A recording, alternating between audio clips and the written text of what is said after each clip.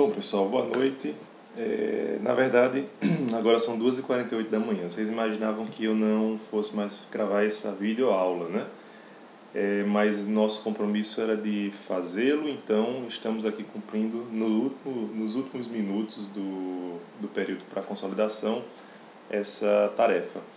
Hoje nós vamos dar continuidade ao estudo dos aspectos estruturais do direito, né? A gente já viu anteriormente a questão do direito subjetivo, né, o primeiro aspecto, e nessa conversa de hoje, de agora, desse vídeo, a gente vai tratar especificamente sobre a relação jurídica, né? Nós muitas vezes temos um direito subjetivo justamente porque existe uma relação jurídica que dá suporte a esse direito. Na dogmática tradicional, a relação jurídica ela se constitui como uma relação social apenas reconhecida pelo Estado. Nós temos uma relação, por exemplo, a relação familiar, e essa relação familiar, quando é reconhecida pelo Estado, ela ganha o caráter de relação jurídica. No entanto, hoje já se admite, não apenas hoje, mas há algum tempo, com a própria maior operacionalidade do Estado, de acordo com a dogmática operacional, portanto, o Estado não apenas reconhece relações sociais que são constituídas no âmbito da sociedade, como ele próprio pode constituir essas relações. Por exemplo, a relação fiscal é uma relação que não existe na sociedade sem a existência do Estado. Ela só existe porque ela é constituída efetivamente pelo Estado. Então, a gente pode compreender que para a constituição de uma relação jurídica, a gente pode depender de fatos naturais, por exemplo, nascimento. Nascimento é um fato natural que dá ensejo a uma relação jurídica. Você pode perguntar, mas como? Ora, no momento em que nasce alguém, já nasce também a relação jurídica entre pai e filho. Já nasce também a relação de dever do pai em relação ao filho, dos deveres dos filhos em relação ao pai, à mãe, né? E também a morte, por exemplo, outro acontecimento natural que pode também dar ensejo a uma relação jurídica, a relação de abertura de inventário, né, da sucessão entre a sucessão entre os parentes, e o casamento também, né, é um fato natural que vai constituir uma relação jurídica. Como essa relação jurídica também pode se dar a partir de acordo, avença, né, de pactos, como a gente observa muito frequentemente em relação aos contratos do direito privado. As leis também podem constituir relações jurídicas, a gente já falou sobre a relação fiscal, né? O Estado institui tributos para a cobrança e custeio da sua máquina, e, portanto, a instituição desse tributo é a partir de uma lei. A lei é que constitui a relação jurídica. E, por fim, obviamente, a gente tem que falar sobre a posição de Kelsen. Para Kelsen, as relações jurídicas não são constituídas por acontecimentos naturais ou mesmo o acordo entre as partes, mas entre normas. A Constituição se dá entre normas jurídicas. E a gente vai entender um pouco mais adiante por que dessa posição de Hans Kelsen. Quais são os elementos da relação jurídica? Nós temos basicamente os sujeitos, o vínculo entre os sujeitos, né, e o objeto. Vamos falar sobre os sujeitos agora. Nos sujeitos, a gente tem bem destacado aquilo que a gente já falou, né, já tratou, o direito subjetivo, e também temos, para a compreensão desses sujeitos, a participação do papel desses sujeitos, a gente tem a compreensão também de dever, né? Kelsen já criticava essa postura de encontrar ou de verificar ou de identificar a relação jurídica como uma relação recíproca entre direitos e deveres, porque ele cita vários exemplos em que não existe uma correspondência exata entre esses direitos e deveres. Essa é uma relação, a relação de direitos e deveres correlatos, recíprocos, ela é da relação tipicamente do direito privado, né? Então, em várias outras searas do direito público, essa relação não se observa. Por exemplo, a relação entre o aplicador da norma jurídica e o seu beneficiário. O beneficiário tem um direito, o aplicador tem um dever. Só que esse direito e o dever não são correlatos. O dever do aplicador, do juiz, por exemplo, não está contraposto ao direito, ou seja, o beneficiário da norma ou daquele direito, ele não vai arrostar, não vai apresentar contra o juiz aquele seu direito, e sim contra o Estado, contra um outro particular. O do juiz apenas está cumprindo um seu dever, portanto, que não é necessariamente correlato como no direito privado, né? Então, essas são as observações que Hans Kelsen faz a essa figuração típica. E aí se pergunta, eu posso, numa relação jurídica, prescindir de sujeitos, né? E aí a primeira coisa que pode aparecer são aqueles entes despersonalizados, né? Por exemplo, a sociedade de fato ou o nascituro. O nascituro é um sujeito de direito, e aí é que está a necessidade de a gente fazer uma diferenciação entre o sujeito de direito e a pessoa, né? A persona, e que no nosso ordenamento vai se dividir em pessoa natural e pessoa jurídica, como a gente vai ver mais adiante. Não se pode confundir, portanto, sujeito de pessoa. Muitas vezes há um sujeito numa relação jurídica, mas esse sujeito não tem personalidade, né? Como o exemplo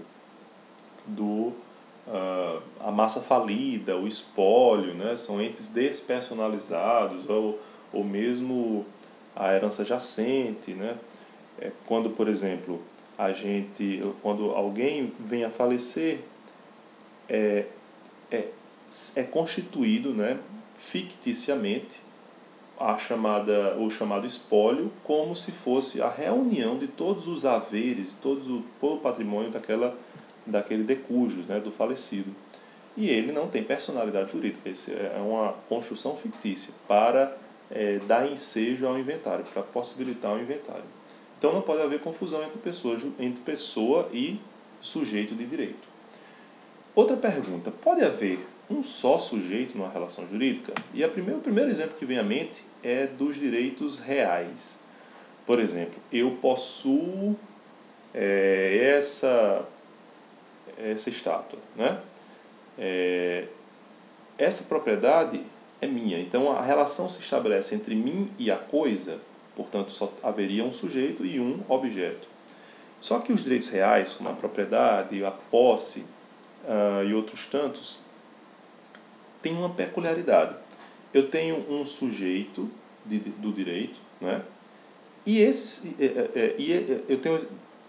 sujeito de direito tem um direito que se contrapõe ao dever de toda a coletividade. Portanto, nós temos um sujeito ativo determinado, o titular do direito, o titular da propriedade, o titular da posse, e temos um sujeito passivo indeterminado, ou seja, toda a população, toda a comunidade, toda a sociedade tem que observar aquele meu direito. Portanto, eu tenho nessa relação jurídica, uma relação de propriedade, por exemplo, eu também tenho, no direito de propriedade, eu também tenho um direito, um sujeito ativo, um sujeito passivo. Portanto, temos os dois sujeitos, né? Bom, dentro da compreensão, do estudo do sujeito de direitos, a gente também tem o estudo sobre a personalidade jurídica, né? A personalidade jurídica é definida como a aptidão para adquirir direitos e contrair obrigações. É preciso distinguir, porém, a personalidade jurídica da capacidade jurídica. A capacidade, na verdade, é a medida das atribuições da personalidade. Eu tenho direito à personalidade e posso ter a capacidade jurídica aumentada ou diminuída de acordo com a situação. Então, como é que a gente pode vislumbrar isso? Eu sou maior de 18 anos, em pleno gozo das minhas faculdades mentais, né, até prova em contrário, e, portanto, posso contrair obrigações e exercer meus direitos pessoalmente, né? Tenho essa capacidade, portanto, minha capacidade é plena. No entanto, meus dois filhos, que têm menos de 18 anos, eles só podem exercer alguns direitos ou contraía obrigações se forem representados por quem de direito. Portanto, eles têm uma capacidade, mas não é uma capacidade plena. É a isso que se chama de capacidade de direito ou de gozo. Ou seja, eles usufruem dos direitos, mas eles não podem fazê-lo, eles só podem fazê-lo ou representados ou assistidos por outra pessoa. Os pais, algum representante legal, outro, né? Eu, por outro lado, tenho uma capacidade de fato ou de exercício. Portanto, eu posso exercer pessoalmente o direito, independentemente de intermediários, né?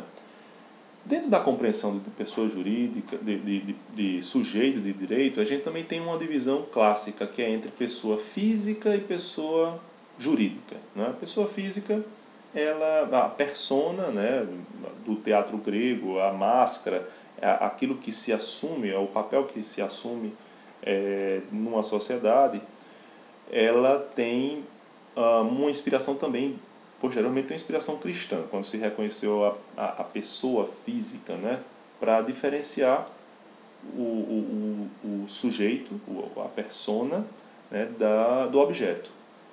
E posteriormente a gente viu também críticas em relação a essa denominação, pessoa física, tanto que o Código Civil de 2002, corrigindo a nomenclatura do Código anterior, de 1916, preferiu a denominação pessoa natural. Por quê? Porque pessoa física dá uma impressão de que se trata a pessoa de algo que se limita ao corpóreo, quando na verdade a gente sabe que a pessoa natural ela é mais do que a matéria, né? Ela é uma mescla de sentimentos ou de elementos intangíveis, como a honra, né? Então, nós temos essa peculiaridade. Portanto,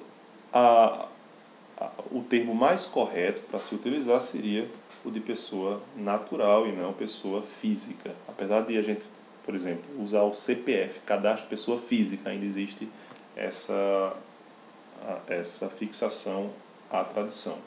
E a pessoa jurídica, pessoal, como é que ela surgiu? Ela surgiu, na verdade, quando se deu conta, né, a partir principalmente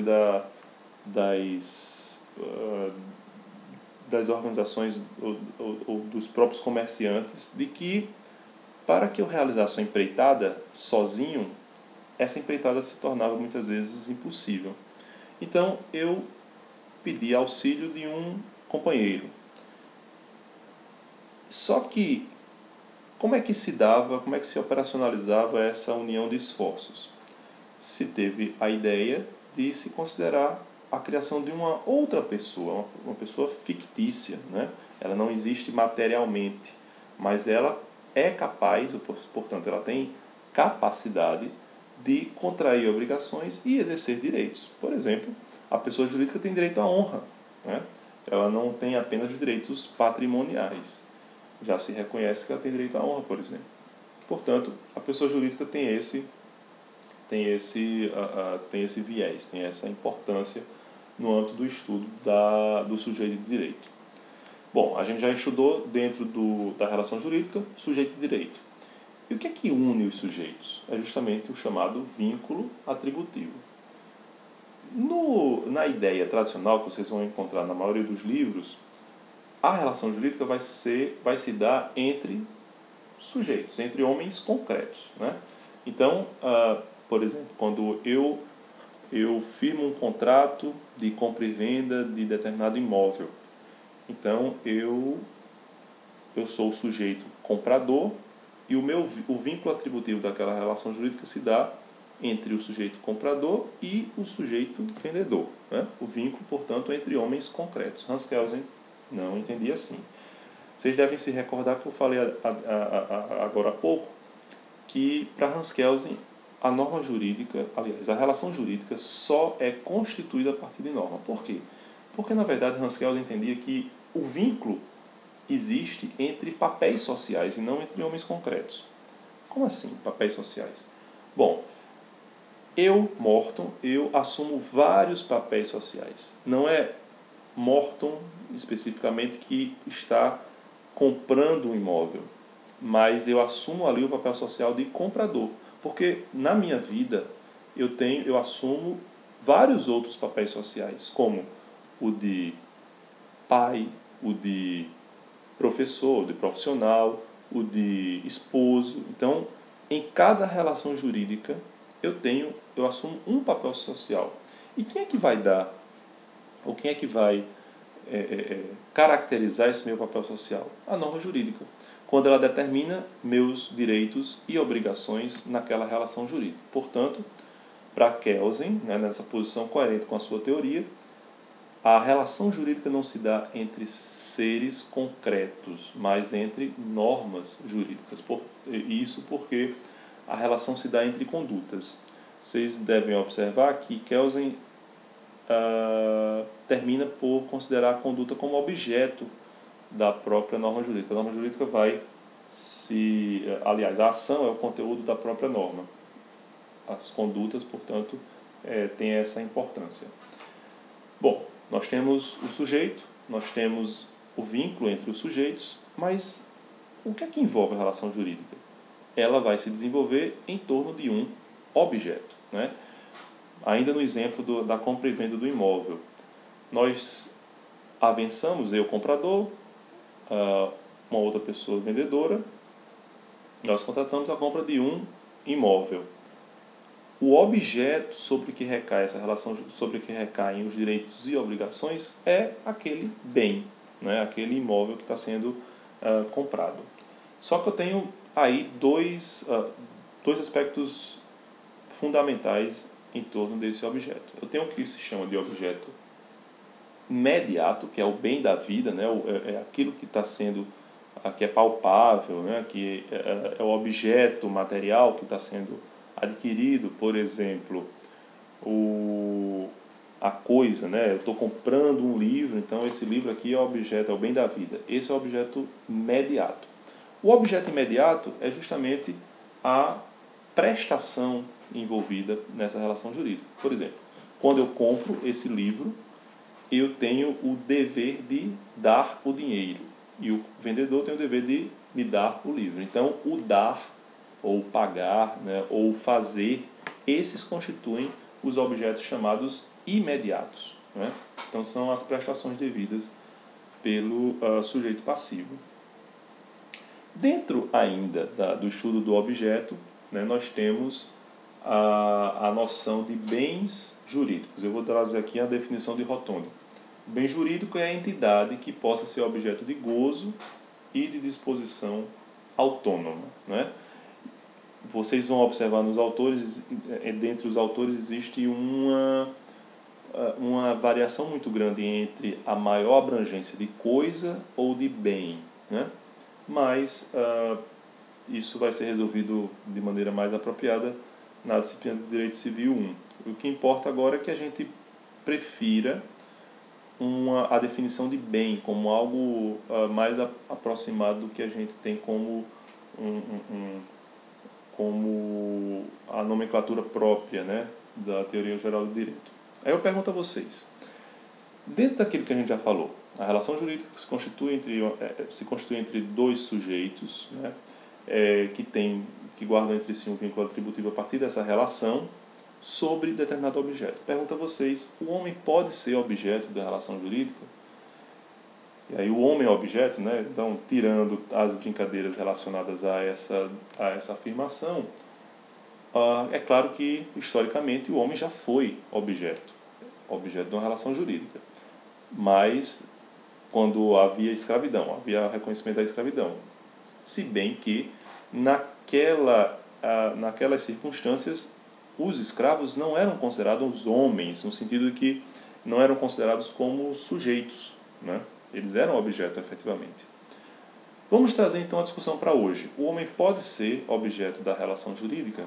Maria Helena Diniz diz que sim, no sentido de que, por exemplo, a liberdade pode ser objeto da relação jurídica, porque a liberdade do homem pode ser atingida, ou mesmo a honra, ou o poder familiar que é exercido pelos pais sobre os filhos, né? Então, eu tenho os filhos como se fossem objetos da minha proteção, da minha tutela. Essa é uma posição destacada de Maria Helena Diniz, que nem sempre é seguida pelos demais autores. Orlando Gomes diz que o homem pode ser objeto quando partes de seu corpo constituem objeto. Por exemplo, quando as meninas devem saber disso muito bem, o mega ré, né? O mega ré ele é adquirido em salões, né? Para colocar, né? Para pregar no cabelo. É um processo que eu não entendo muito, mas bom, o mega ré é comprado, né? Então isso é legal, isso constitui uma exceção à impossibilidade de o homem constituir objeto da relação jurídica. Orlando Gomes diz que essa é uma exceção, mas é bem verdade que a gente tem que reconhecer que o cabelo, nessas circunstâncias, ele é objeto de comercialização porque ele não constitui mais parte do corpo, ele não constitui mais parte do sujeito, né? Ele já é um objeto destacado. Nós temos uma anedota bem conhecida que uma pessoa do perna de pau, ela não tinha mais nada para... Ela estava devedora de várias dívidas e não tinha mais nada a dar. E foi-se atrás daquela perna de pau do pobre para poder custear a parte da dívida. Um tribunal europeu reconheceu que aquilo fazia parte do corpo e, portanto, não poderia ser destacado, né? Fazia parte da constituição daquele sujeito. Então, aquilo não podia ser objeto de penhora, por exemplo. Depois ele melhorou de vida e viu uma promoção de pernas mais modernas. E nessa promoção ele podia dar a perna anterior como uma forma de abatimento no preço da perna nova. E aí se admitiu, né? Como